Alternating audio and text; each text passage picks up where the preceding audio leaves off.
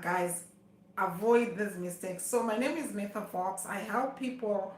I provide tools and guidance on how to switch from financial stress to financial freedom. So today I'm going to talk about the three things you need to avoid.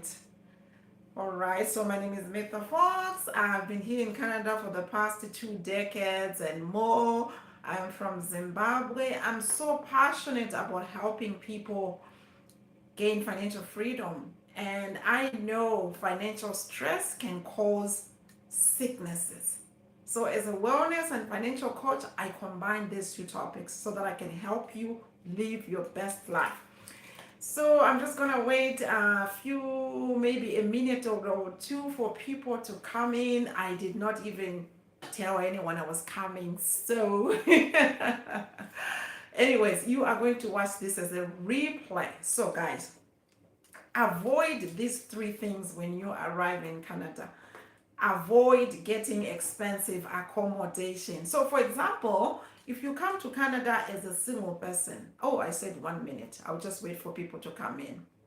Anyways, the good thing is this is going to be recorded, so I can start right away and people can always re-watch.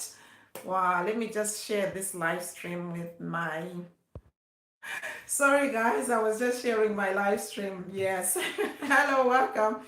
So, guys, I'm talking about the three biggest mistake people like new immigrants make when they come to Canada. So, if you're planning to come to Canada or you're already in Canada, please listen to this. This is going to help you. This is going to save you a lot of financial stress. Like I said, financial stress can cause illnesses, which is not good for you. All right. So, the first mistake people make as new immigrants is they look for expensive accommodation. I'll give you an example. If you are a single person when you come here, instead of renting a one-bedroom apartment, rent a one room in a 2 or 3 bedroom apartment or house. Why is this important?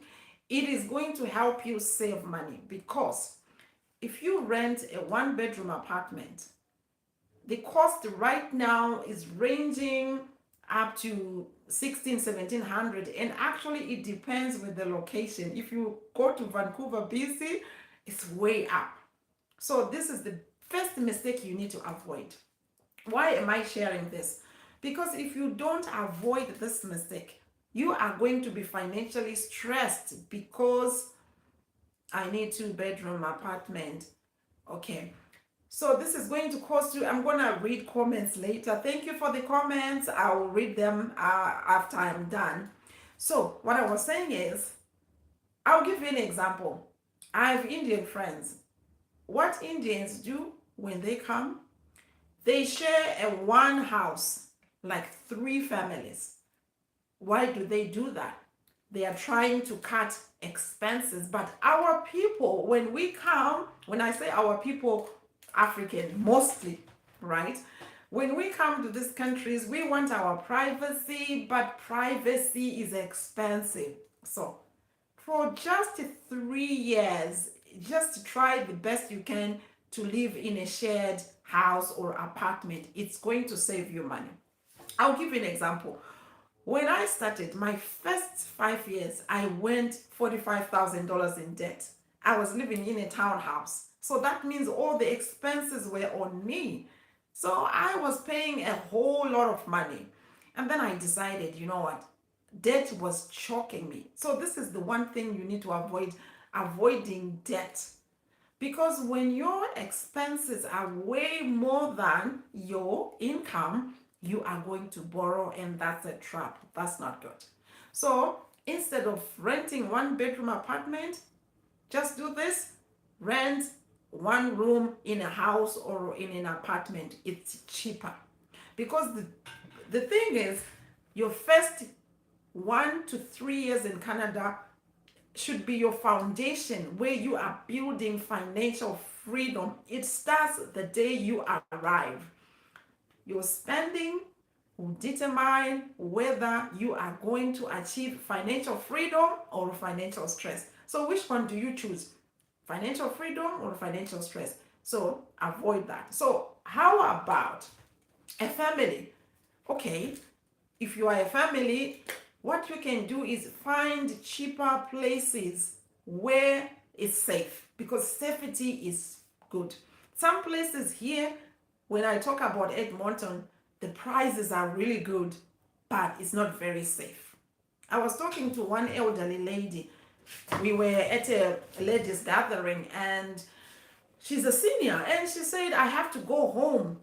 I said, why? She says, I need to go home because homeless people can break in if there's no one, right?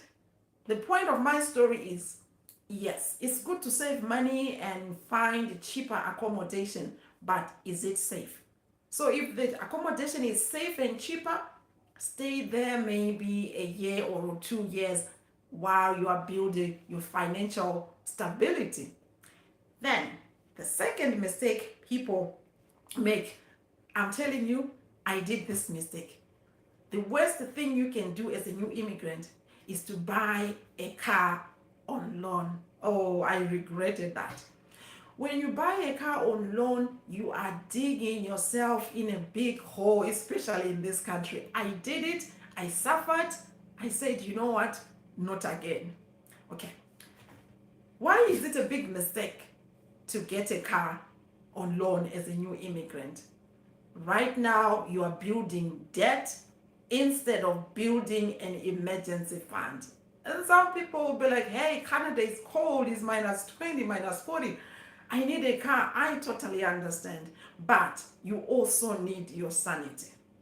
Yes. So unless you can afford to buy a car with cash, hang on for a little bit. Because what you want to do the first year you come to Canada is to minimize your expenses and build an emergency fund.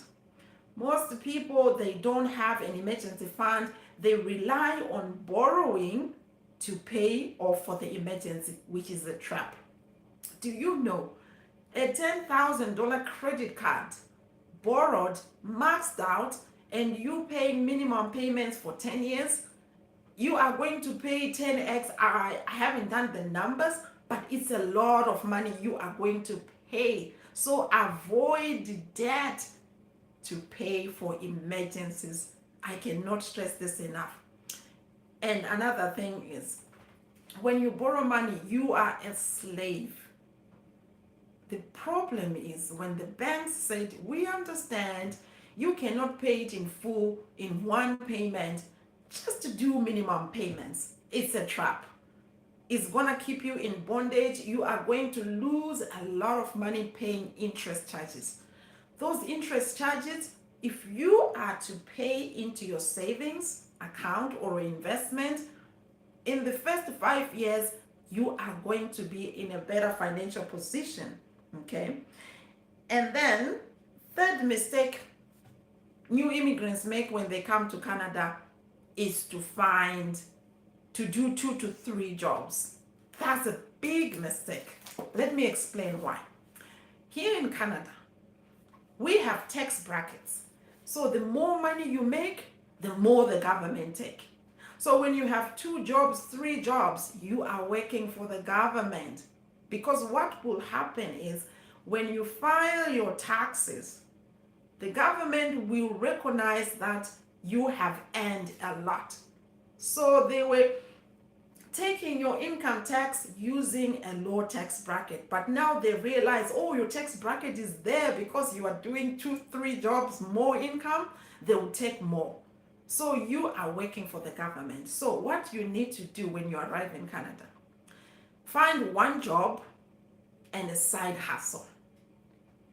And when we talk about side hustles, I'm not talking about those side hustles which are going to make you feel like you have a second job. No. When you are starting, you are getting used to the system, so you don't want to overwhelm yourself. Why do you need one job and one side income? It will help you to do tax write-offs. What it means, when you file your taxes, instead of you paying the government money, they will pay you funny thing a kid is sent to you. Oh, question and answer. YouTube is giving me suggestions, but they are not even adding up to my story. Anyways, that's okay. Yes, so 3 jobs, 2 jobs, you are working for the government. 1 job, 1 business, it means that you are keeping more of your money. Let's face it, the government is rich already. As a new immigrant, we came here to make financial freedom, not financial stress. So avoid these 3 things, and I'm telling you, you will start to build a stronger financial foundation here in Canada. Right. Anyways, I'm done. Any question before I go?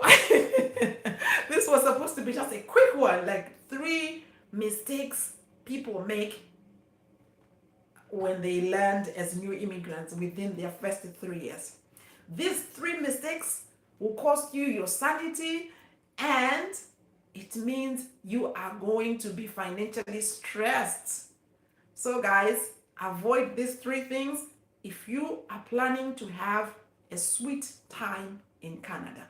I'll come back another time and explain. I'll give you options on what side income you can do as a new immigrant.